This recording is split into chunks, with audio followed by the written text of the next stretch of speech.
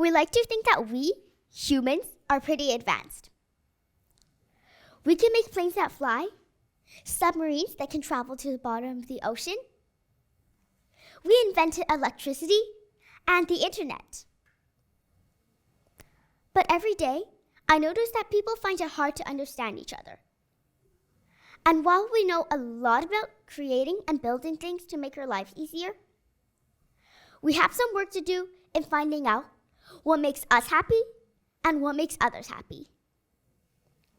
I know what makes me happy. I love to draw anime characters. I'm thinking maybe I'll be an art teacher when I grow up. I love to create YouTube videos with my cell phone. I have more than 20 videos on my channel, Marcy La La La. So don't forget to like and subscribe. I also love to perform. I make my family sit on the sofa and watch me while I put on a show and perform. Mostly, it's about what I learned that day. You must be thinking, I'm finding out these fun facts on the internet. Well, Google can be my best friend when I need a quick answer, but nothing makes me happier than reading. I just love sinking into my favorite chair, opening up a book and reading Katie the Cat Sitter, my favorite series, knowing more about what capybaras eat, or finding out about the beautiful Caribbean islands. I'm so immersed in my reading that sometimes I don't even hear my mom when she yells, "Maple, it's dinner time." Sorry, Mom. But why? My friends ask me why I love books so much. I should just watch more YouTube videos. Well, for me, I like books because when I read about people's stories and struggles, they always find ways to connect and understand each other. I love books with happy endings. Don't you? I'm sure after a long day at school or work, we all want a happy ending to our day too, right? My mom has always taught my brother and I to be respectful of each other and of others. We always make sure we find time to talk to each other, even when we are tired at the end of the day. She also taught us to be considerate of others and see how they are feeling. I know now that this is called empathy. I had a really important lesson in empathy, which I will never forget. Once we went to see my cousin when she was just a baby. I told my mom I was so jealous because my cousin got to spend her whole day in bed. Just lying down, she did not have to do chores, get ready by herself, or even help fold the laundry. Then my mom told me, when I get older, I'll have to do so much more. I'll have more responsibilities, like my mom. Then she had a great idea, which in the beginning, I also thought was a great idea. We decided to switch roles. Mom would stay in bed like my baby cousin, and I would be the mom. We were both so excited to do this. Mom stayed in bed, she was on her phone, she texted her friends, watched some videos, sometimes she was even napping. I had to be the mom, remember?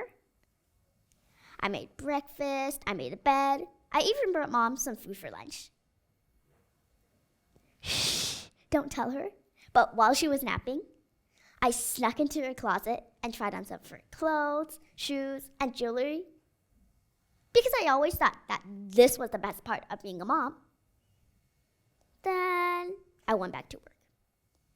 More cleaning, laundry, folding clothes, while Mom just watched and relaxed.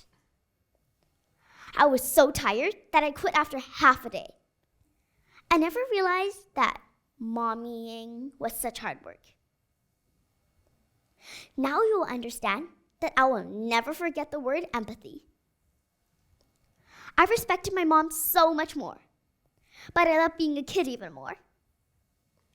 And now that I know how tiring it is for a mom, I make it a point to make her happy when she is tired. I read this book once about love languages by a famous author called Gary Chapman.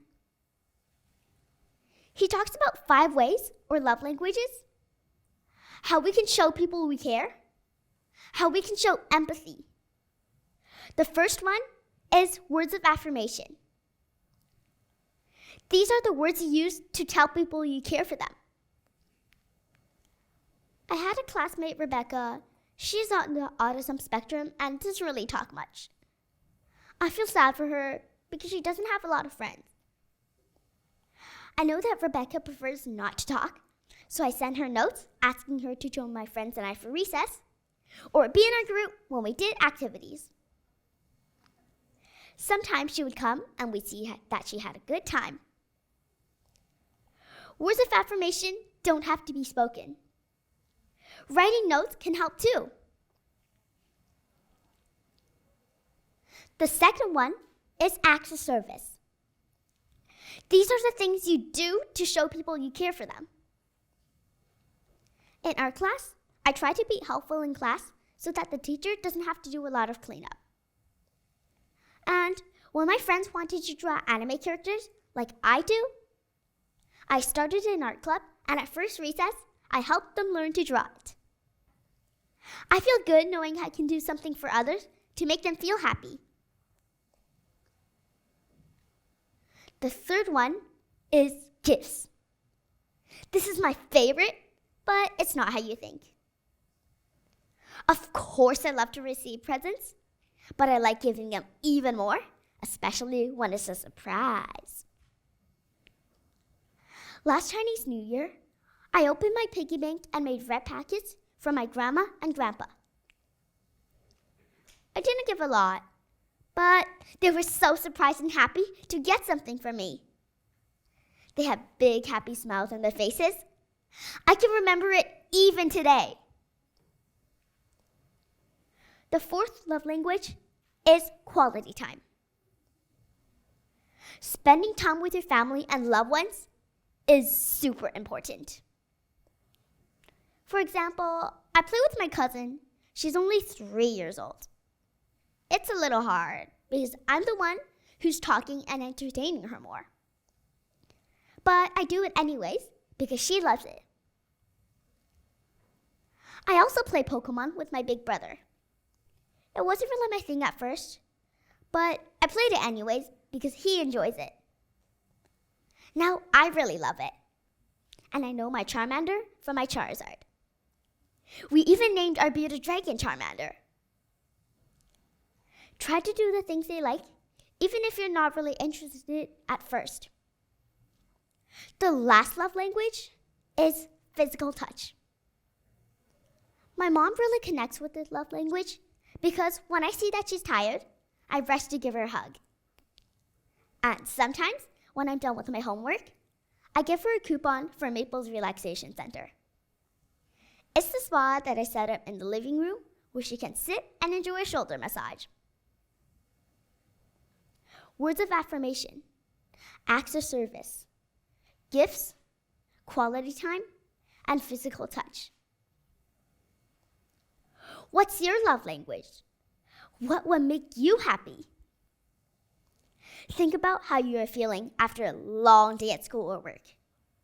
What would make you happy when you come home? Would you want someone to talk to you, ask about your day, or compliment you for the A that you got in math? If this sounds like you, your love language is likely words of affirmation. Do you love it when people do thoughtful actions for you? Like how I help put the dishes away for my mom? It might be that you like acts of service. Or maybe you love it when you come home and find a surprise, like your favorite snack or a new book. Then gifts are what makes you happy. What about if you love to play board games, watch a movie, or walk in the park with your family and friends? If this sounds like you, your love language may be quality time. I know my love language and my mom's. We like to give each other hugs. We know our love language is physical touch. I may only be 9, but I know that it's important to be more thoughtful, more kind, and more giving.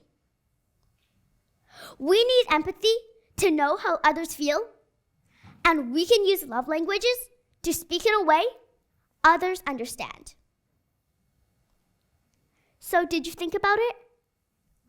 What's your love language? What will make you happy? If you know your love language, let those you love know it too.